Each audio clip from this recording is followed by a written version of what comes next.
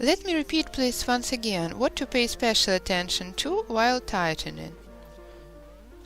I've already created this third structure. Now please don't forget about parallel segments of the tubes. This stitch is parallel to that one, which means they are parts of one and the same tube. Look, I can even push this loop down a bit with my fingers. It becomes movable and I pull it tight upward. These two stitches are segments of the same tube as well. So I can push this stitch down with my fingers, or can just pull it with knitting needle like this and then pull its tail. Now I have to pull these two segments. So I have to push this stitch down or pull this one toward myself like this. Don't worry, tubes aren't going to break. If they are fresh enough, they'll never break, believe me. Look, the blossom is a bit too high, which means I have to pull it down. So I have to pull this loop. I grab the loop, insert a knitting needle into it and pull the flower lower and lower. Then pull this tube in order to pull the right side down too. So the blossom has moved a bit lower. I see I have to pull this stitch a little tighter. Don't forget that segments of the same tube are always parallel to each other. That's it. And continue in the same way. However, there's a slight hitch. The length of one working tube is enough for 3 flowers. If I continue, it will be too short to twist round the next flower. That's why I lengthen it. How do I do? Remember, I'm going to lead it behind a flower and then to the forefront. That's why I can cut it slantwise at any point. Drop a bit of dragon glue or any other super strong glue, cause school glue is useless here.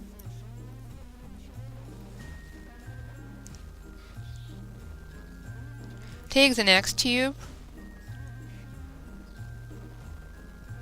Connect it like this and press thoroughly. Now let's press and soften it all along a bit. Here it is. Well, to make sure it is not going to slide away, you can wait a while. I lead it back right away, cause as you remember it's going to come from behind. I take the next 2 poles and create the next blossom. Please take a look. Here are the working tubes I've lengthened. Now I'm leading it into the loop.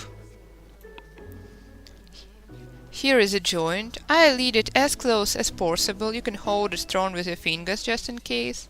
That's all. You just cannot pull it any tighter. And continue in the usual way. Lead a tube into the center, then round, and lead it behind the 2 tubes. Here. As a result, we are getting the 4th blossom.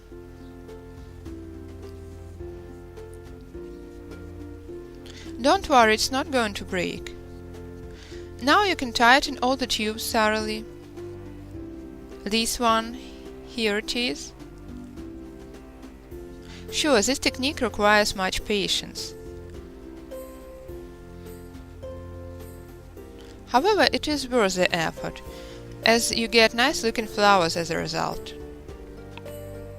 Here's the tube I've lengthened. I don't have to pull it cause my flower is rather close already. So I only tighten this loop, the one directed top down. That's why I don't pull the very joint. I see I have to pull this stitch a bit tighter. And this one.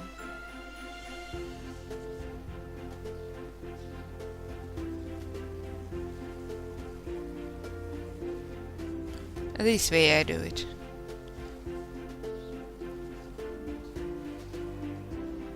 Very carefully. And continue this way up to the end of the row. After you've woven all the flowers, you'll just stick the end and the start of your working tube.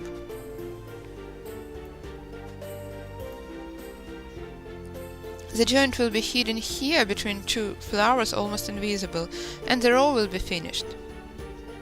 Let me show you the 4 nice looking fine cherry blossoms Lena has made over advertising paper and united while I was explaining. Well done! As you see, actually it's not difficult, just takes your time. Let's continue. Let's say I finished the whole row already. Sure, you've seen how long it has taken me to weave 4 flowers? Here I've got 32 of them, so if I was going to weave all of them it would take too long. That's why let me show you the second row right away. In the second row your flowers are to be located crisscross. I mean the upper blossom is situated just between 2 lower ones. After you finish the first row, you can start the second one from any point. Let's take these 2 tubes for example. Here they are. Please take a look. The tubes are distributed into pairs already. So I place them the way I supposed to and repeat all the same actions.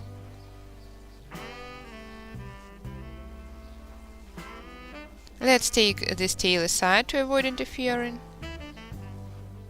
Here I make the coil, the second one. The last tube left to involve is a working tube. Let's take a new working tube for the new row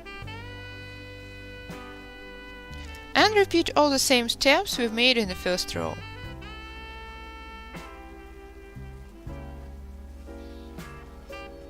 Lead the tube inside from behind and round the flower and place the 2 tails parallel. Please be attentive. And then lead it behind these 2 coils.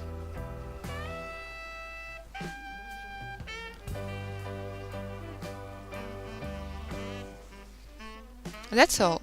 The only thing left is to pull everything tight.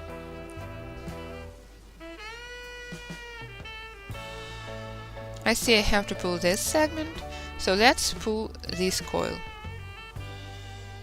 You see, I pulled the coil, which has shifted the flower down. How to tighten this segment? Pull the parallel coil. Here it is, I've tightened it and pulled the coil. And there is one more coil left. In order to tighten it, I have to pull this tail. I push it down a bit to make it easier and tighten it from this side. Here it is, you see? It's been tightened and now pull the tail. That's all. I've located the blossom between the 2 lower ones. These 2 tails remain loose. Here's my working tube. Let's continue. Take the next pair of tubes and repeat all the same steps. Well, actually that's all. I've drawn your attention to all the slightest points. What else do I have to add? Let's say you were weaving and then all of a sudden you feel like creating a sakura row in the middle of the process. No problem, you don't necessarily need doubled poles. You can just take a single pole, here it is. You adjoin the second tube to it. And repeat all the same actions, create a blossom, the second one, and so on. A few words about calculations. Please take a look at this item. Here I have just taken use of the neighboring poles. If you take a thorough look, you'll see here is one pole and here the second one. Here they are, these 2 poles, the third and the fourth one. I've taken these 2 poles and made a flower, then taken the next 2 poles and made a second flower, and so on. The intervals between them are a little too big, so they result in an open work. The intervals between my poles were about 1.8 centimeters. If you make intervals between your poles smaller, for example 1 centimeter, your pattern will be less open work. In case you don't want any open work at all, you'll have to take your time for some calculation. First of all, you have to create at least one flower beforehand. Measure its diameter, 1.5, 2 or 3 centimeters. Then you'll have to measure the circumference of your item and to calculate how many flowers can fit in this circumference length. For example, my jewel box perimeter is 54 centimeters long, while each flower is 3 centimeters wide. 54 divided by 3 is 18 blossoms I have to create. Moreover, each flower requires a doubled pole. In my case, 18 flowers require 36 poles. So you calculate whether there are enough poles, what are the intervals between them.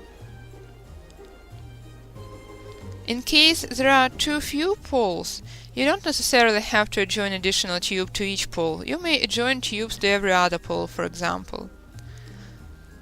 So the only thing required is a bit of calculation. However, if you find it too difficult, I believe it's much easier to calculate everything beforehand like I did. I've measured the flower width, 2 centimeters, and inserted the poles at the required interval beforehand. If you've measured that your flower is 1.5 centimeter wide, locate your poles at an interval of 1.5 centimeter between them. If you place the poles at the intervals of 2 centimeters, it will result in some open work. There's nothing wrong about it. Vice versa, it can even make your item look nicer. Well, actually that's all. I've got some listeners around me, Lena and 2 friends of mine. Maybe you ladies have some questions. If the subscribers of Andrei and Lena Tishenko's channel have any questions, you're welcome to ask them. I will gladly answer all of them. As an option, you may ask me questions at odnoklasniki.ru. I'll do my best to answer all your questions in detail. All the best to you, may you succeed in your creativity. I would be happy if you shared your works. Let me add a few words before I finish. What I do to plan to perform here. I'm going to create 3 rows here. There's enough space for them.